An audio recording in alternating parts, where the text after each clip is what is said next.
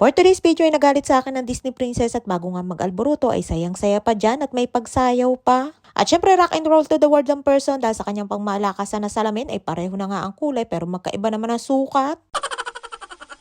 Pero para magkapareho naman ang sukat, yun nga lamang ay mali ang pagkakalagay. Oras na nga ng kainan at yung aking inihanda ng pagkain ay galing kay Imadora at akala ko nga ay nagustuhan dahil sumubo. Tebon! Lama?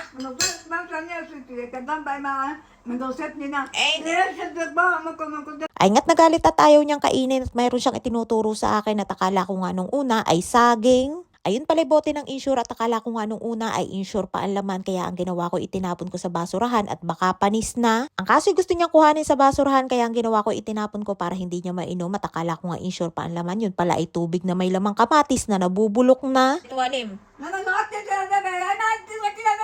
Ze bilukla. Ajukim shatit ze. Lot sa rekliyakol.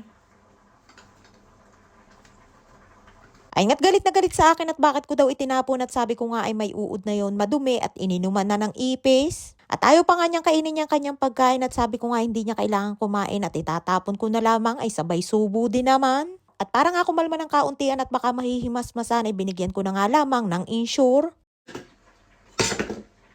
Zet na kon? Zetob? Ang nalasan dito babakyo ang lagay. Semiluklak?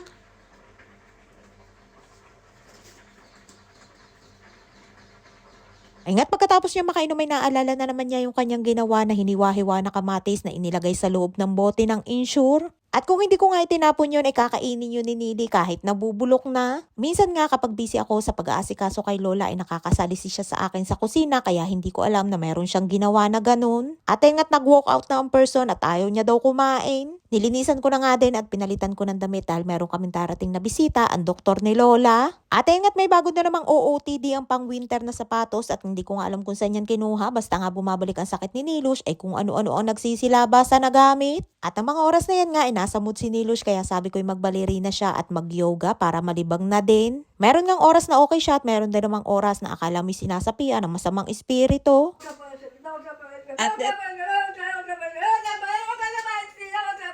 At Tobleki, efat makumatrot sa.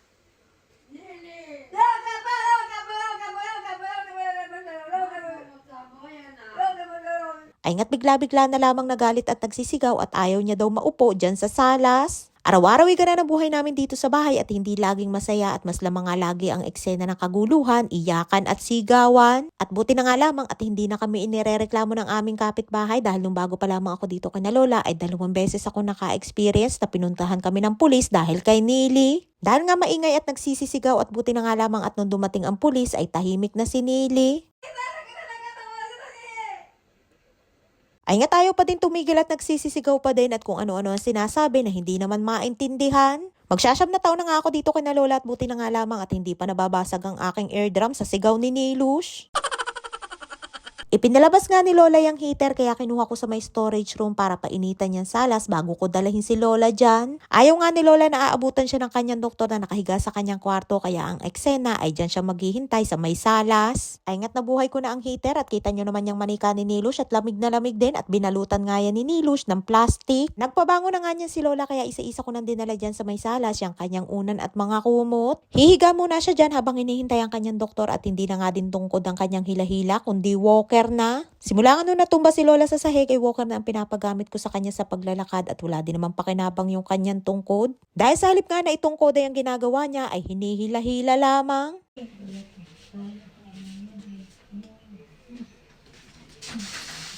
At kapag maglalakad si Lola ay tinatalian ko muna ng basang panyo ang kanyang binti. Dahil pakiramdam ni Lola ay nababawasan yung sakit ng kanyang paa kapag naglalakad kapag meron tali na panyo. At minsan nga ay nagbibiro din si Lola na akala mo daw siya inapalaban sa gera dahil puro tali daw ang kanyang binti.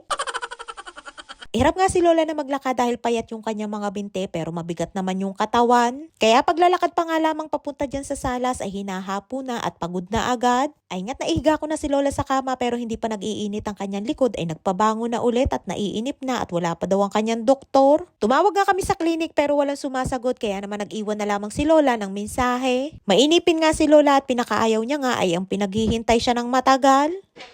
שלום, צהריים טובים. כבר הזמן רץ רץ רץ. מה זה הקוקו יפה כזה? Ay nga't sa wakas ay dumating na din ang doktor ni Lola at napansin niya nga din ang pusod ni Lola sa buhok at ang ganda daw. Pati nga ang mga apo ni Lola kapag ka-video call niya ay natatawa sa pusod ni Lola at ang tawag nila ay kuko. Diyan nga ay kinakamusta ng doktor si Lola at tinatanong kung ano ang kanyang mga nararamdaman. Ay nga tabang kinukuhanan ko ng BP si Lola ay sinaniban na naman si Nilos ng masamang espiritu at nagsisigaw na naman. Pero hindi na naman nagulat ang doktor dahil alam naman niya ang kondisyon ni Nili kapag winter ay bumabalik ang kanyang sakit. 84 פחות 7, 77. אני אגיד לך 3 מילים. תנסי לזכור אותם ולספר לי. תפוח, איך? רגע, איך? אני אומרת לך 3 מילים. נכון? 3. תפוח, שולחן, חלון. תחזירי. תפוח, שולחן, בלון. אוקיי. באיזה את לא אוזן שומעת. את שומעת פחות? אני לא כל כך שומעת טוב לפעמים, באמת. לא יודעת. באיזה. אולי בזאת אולי. אם תסגרי ככה אוזן אחד, בואי נראה. סגר. תפוח, חלון, שולחן. תפוח, חלון, שולחן. At ay nga't sinubukan din ang talas ng isipan ni Lola at doon nga lamang siya sumablay sa isa na hindi niya narinig ng ayos. At sorry naman nga dahil bigla akong natawa dahil sa halip na kalon ay balo ng pakinig ni Lola. זה קשה, אין מה להגיד. כן.